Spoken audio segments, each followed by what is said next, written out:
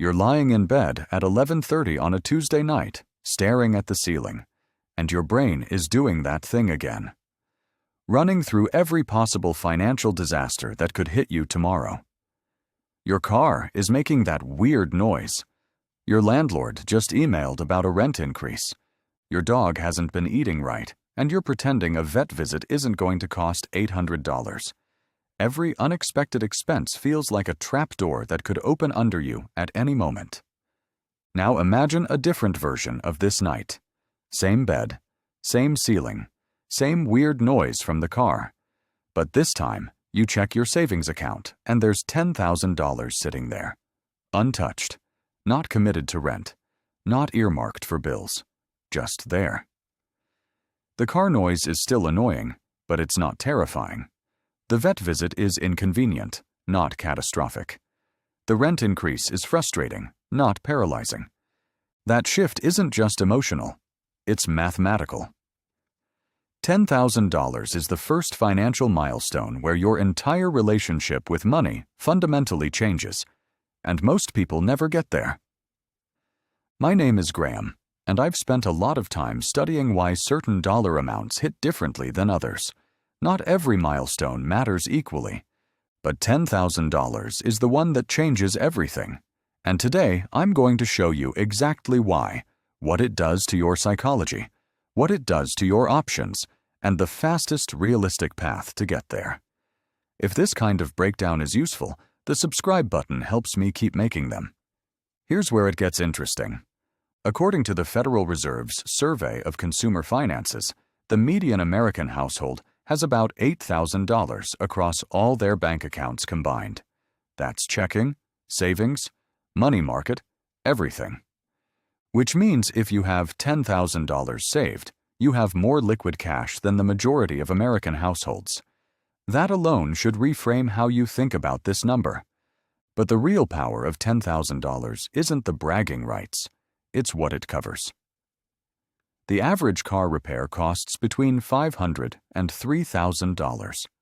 An emergency room visit without insurance runs $1,000 to $3,000.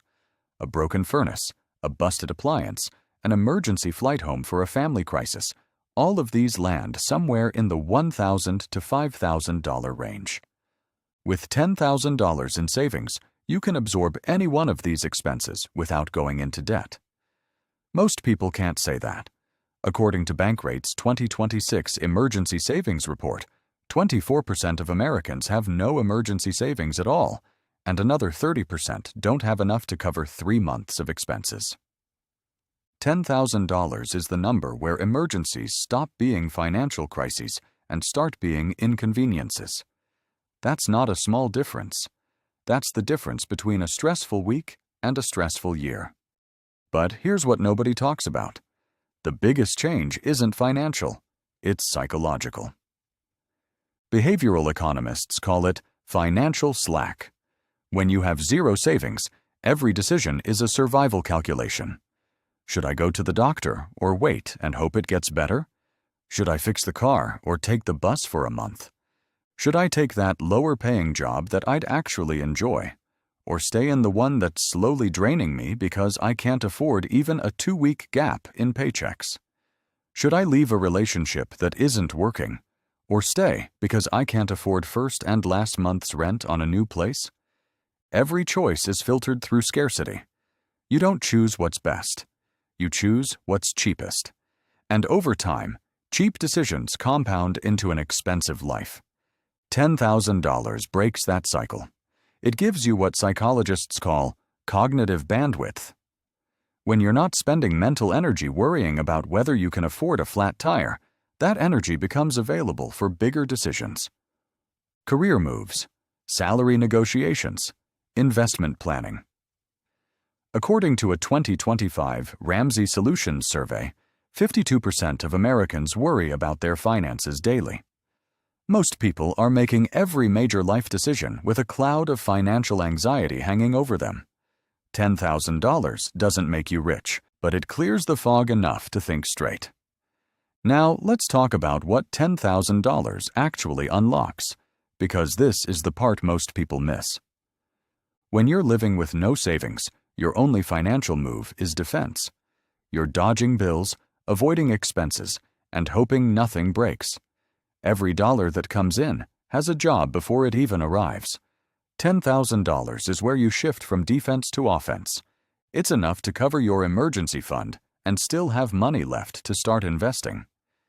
Even if you keep $7,000 as your safety net and invest the remaining $3,000 in a broad market index fund, you've just crossed a line that most Americans never cross.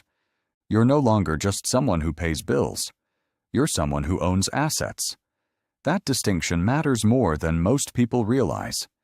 And here's what the math does from there.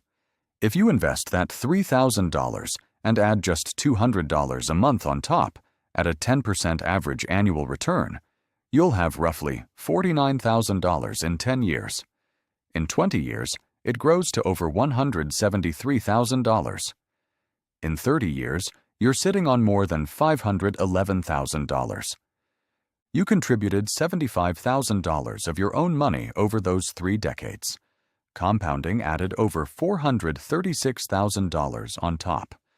At that point, your portfolio is generating more than $51,000 a year in returns by itself. That entire chain reaction started with the first $10,000. Not because 10 grand is a lot of money. It's not. But because it's the minimum amount that lets you simultaneously protect yourself from emergencies and start building wealth. With less than $10,000, you have to choose. Either you keep a safety net and invest nothing, or you start investing and leave yourself exposed to the next emergency. $10,000 is the first number where you don't have to choose anymore. You can do both. So how do you actually reach $10,000? Here's 3 approaches, depending on where you are. Number 1, if you're starting from zero, use the 20-month plan. $500 a month for 20 months gets you to $10,000. That's not easy, and it means making real sacrifices for about a year and a half. But most people can find $500 a month if they audit their subscriptions, cook more meals at home, and temporarily pause any non-essential spending. If $500 a month sounds impossible, try $300. That gets you there in about 34 months, just under 3 years. The timeline matters less than the automation. Set up the transfer. Make it automatic. Stop negotiating with yourself every month about whether to save. Number 2, if you're stuck in debt, split your focus. Put half toward your highest interest debt and half into a starter emergency fund. Getting to even $2,000 in savings first is critical, because without any cushion, every surprise expense goes right back onto the credit card. The emergency fund isn't slowing down your debt payoff. It's preventing new debt from being created. Number 3, if you're already close, protect what you have. The hardest part about reaching $10,000 isn't saving the money. It's not spending it. Your brain will constantly try to reclassify wants as needs once it knows the money is there. A new phone isn't an emergency. A sale isn't an emergency. Keep the $10,000 in a separate high-yield savings account with no debit card attached. Make it accessible but inconvenient. The friction of transferring the money gives you just enough time to ask yourself whether this is really the moment to break the glass. Remember that Tuesday night from the beginning? The one where your brain won't shut off and every worst-case scenario is playing on a loop. The car, the rent, the bills. All stacking up in the dark while you're supposed to be sleeping. The car can still break down. The rent can still go up. The dog can still need the vet. But $10,000 means you get to roll over and go to sleep, because you know you can handle it. That's what financial stability actually feels like. Not the absence of problems, the ability to absorb them without your entire life coming apart. If you're not at $10,000 yet, you're not behind. The median American household isn't there either, but you now know exactly why this number matters and exactly how to reach it. That puts you ahead of most people who are still guessing. What's the one habit or trick that helped you the most on the way to saving $10,000? Drop it in the comments.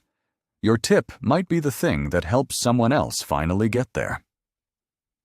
Open your bank account today and set up one automatic transfer, even $50 or $25. It doesn't matter how small it is to start, because the distance between $0 and $10,000 isn't crossed in one leap. It's crossed in one transfer at a time, and the first one is always the hardest.